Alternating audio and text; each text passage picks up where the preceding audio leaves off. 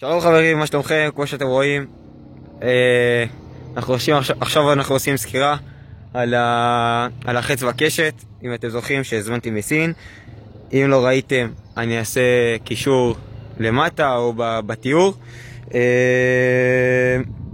יש פה קרטון מרחק 10 מטר.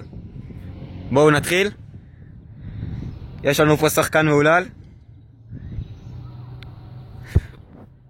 אנחנו קודם ניסינו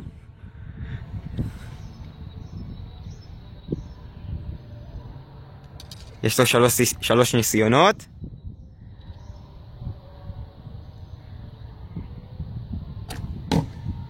פגיעה מצוינת. חכו רגע, חכו.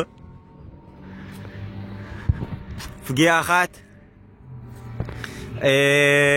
אני מקודם יריתי גם בזה, ואני יכול להגיד לכם שעם קצת אימונים זה יכול להיות ממש קטלני. הוא מאוד איכותי, כמו שאתם רואים הוא גם נמתח טוב מאוד, רק צריך אחד ברח, לא נורא. צריך לכוון טוב, צריך לזה כוונת, אני מחפש גם בסין. הוא מאוד מסיבי, מאוד חזק, צריך להפעיל הרבה כוח. וניסיון אחרון ואפילו הוא הפיל את הקרטון. בואו נראה איפה כל אחד פגע. יש לנו פה פגיעה אחת, פה פגיעה אחת, ואחת ברחה, אנחנו עוד מעט נחפש אותה. איפה היא?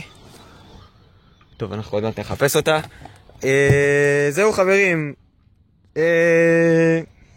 שורה תחתונה, חץ וקשת מצוינים, חץ וקשת מעולים.